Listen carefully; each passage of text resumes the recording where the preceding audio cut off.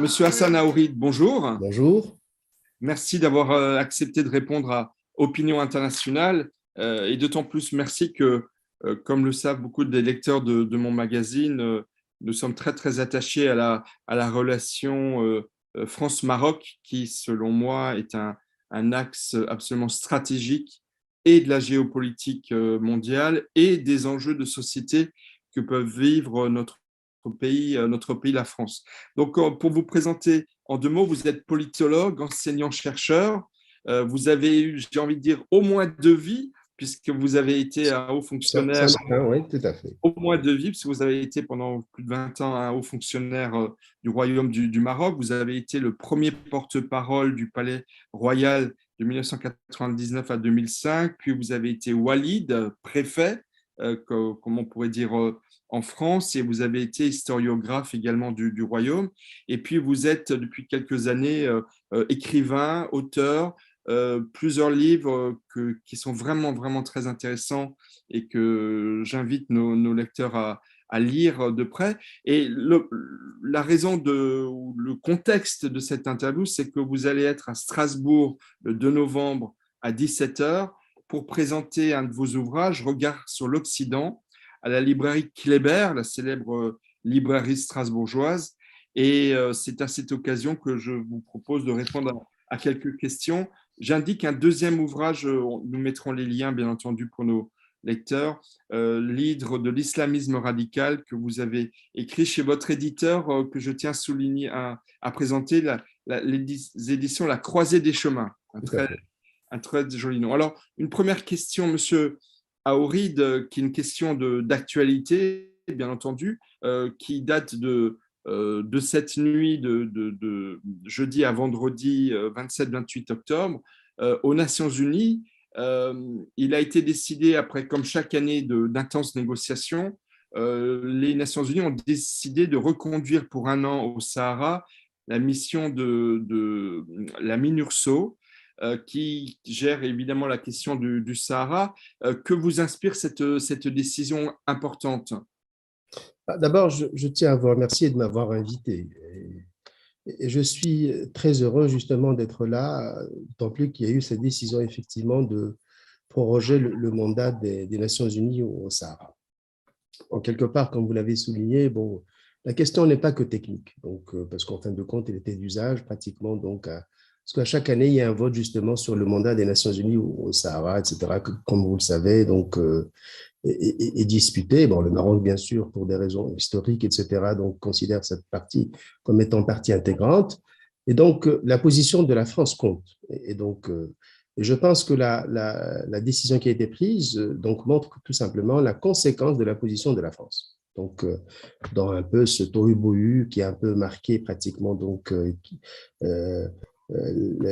comment dirais-je, les événements, etc., et l'actualité. Donc, la position de la France était conséquente et quelque part montre comme quoi pratiquement la France est engagée pour une solution pacifique dans le cadre de ce qui a été prôné, donc l'autonomie. Donc, quelque part, cette décision montre qu'il y a une conséquence de la position de la France sur le dossier.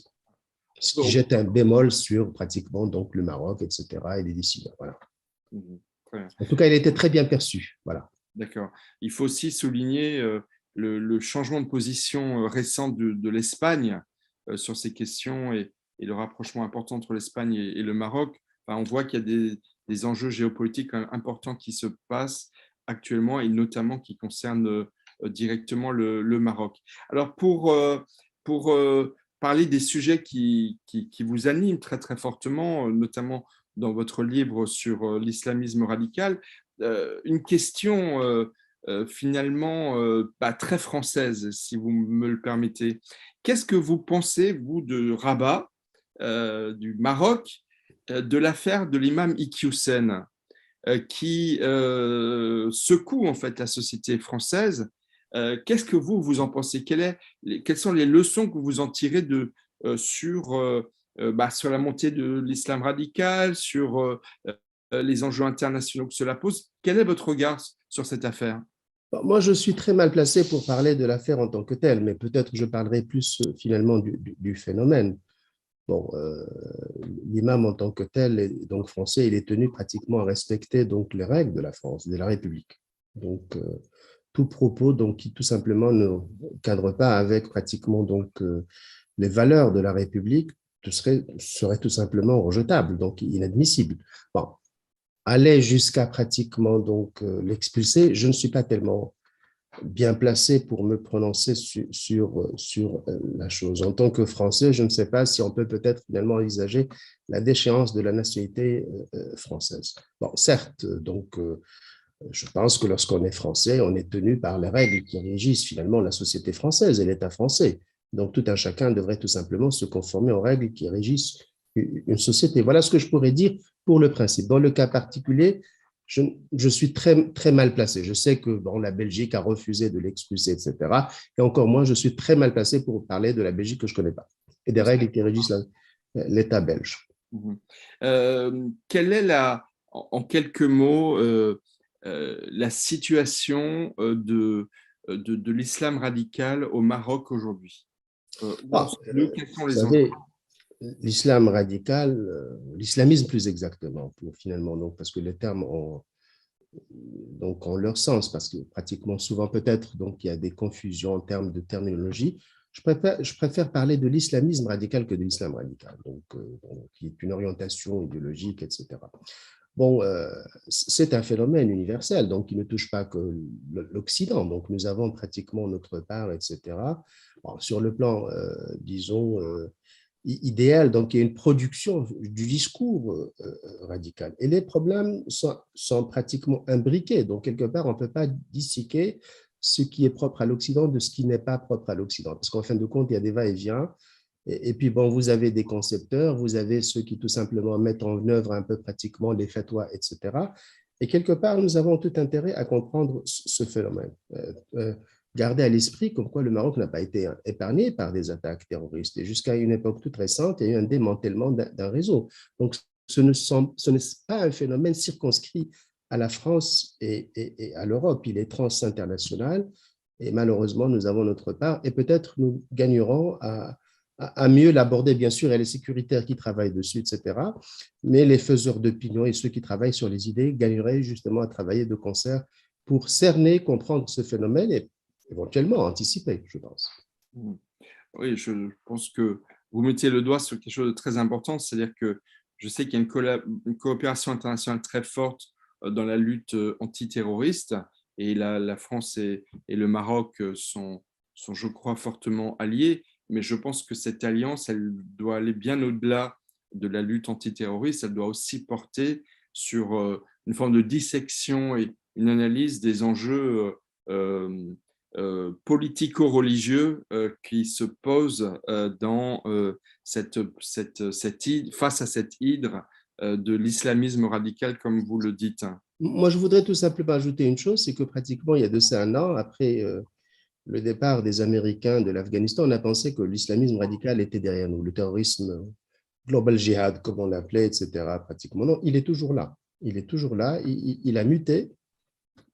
Il a toujours affaire donc aux loups solitaires, etc. Et donc, quelque part, bien sûr, la faculté de nuisance a certes baissé, mais la menace est toujours là. Donc, je crois qu'il faut être vigilant. Bien sûr, les sécuritaires font leur travail selon un modus operandi qui leur est propre, mais c'est une question qui interpelle un peu les faiseurs de normes, c'est-à-dire les chercheurs, les journalistes et les faiseurs d'opinion. Une dernière question d'actualité, parce que le temps passe très vite et il se passe quand même un événement majeur dans le monde aujourd'hui. C'est ce qui se passe en Iran, qui s'apparente, selon moi, à une véritable révolution. Est-ce que finalement, face à effectivement cette poussée de l'islamisme radical, est-ce que finalement ce ne sont pas davantage des turbulences dans un mouvement beaucoup plus profond qui est de remise en question justement des extrémismes?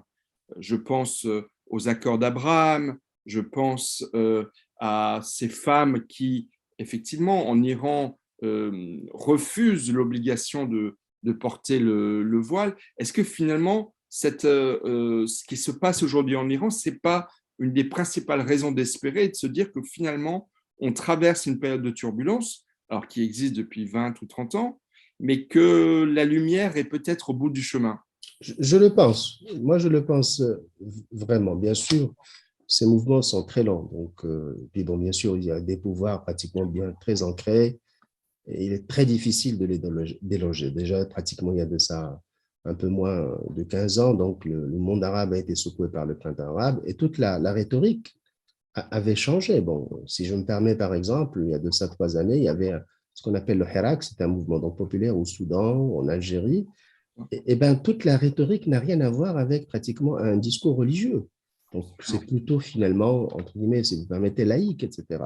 Donc, quelque part, nous sommes peut-être en train de rentrer dans ce qu'on pourrait appeler la normalité. Donc, bon, moi, je pense qu'il y a lieu d'espérer. Ce qui se passe en Iran, c'est l'expression du lame de fond. Incontestablement, la mort de cette jeune dame, Amini, donc, avait en quelque sorte libéré les énergies. Bon, mais il y a un pouvoir quand même bien structuré, une idéologie, etc. Donc, ce ne sera pas finalement donc, bon, un système totalitaire aussi. Nous sommes en train pratiquement donc, mais d'une certaine manière, vous avez raison de poser cette question et il y a lieu d'espérer, à mon humble avis, je crois.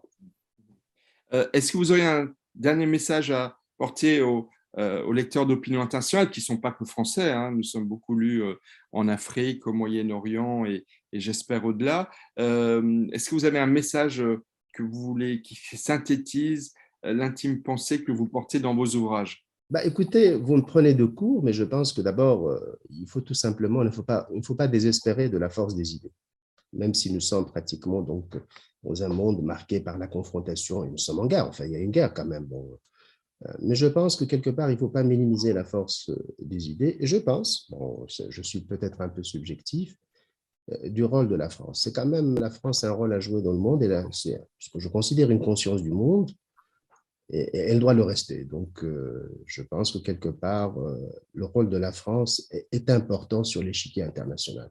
Pas que dans l'Europe, parce qu'en fin de compte, peut-être un peu pratiquement la France est imbriquée dans le jeu européen, l'Union européenne, etc. Mais elle a des responsabilités ailleurs qu'en Europe. Voilà ce que j'ai à dire. Vous m'avez pris de court, mais ce que je dis, c'est ce que je pense. Voilà.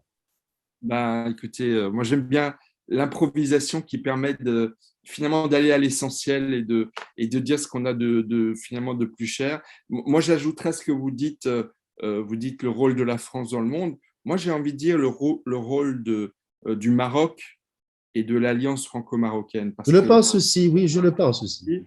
Parce que je terminerai là-dessus si vous me le permettez. Je me souviens en 2016 que Sa Majesté le roi du Maroc avait fait un grand texte invitant les Marocains et les musulmans dans le monde à respecter les lois des pays dans lesquels ils vivent et à prôner évidemment un vécu pacifique et tolérant de l'islam. Et le président de la République de l'époque, François Hollande, avait salué ce discours théologico-politique comme étant un événement très important et que notre magazine avait fortement relayé.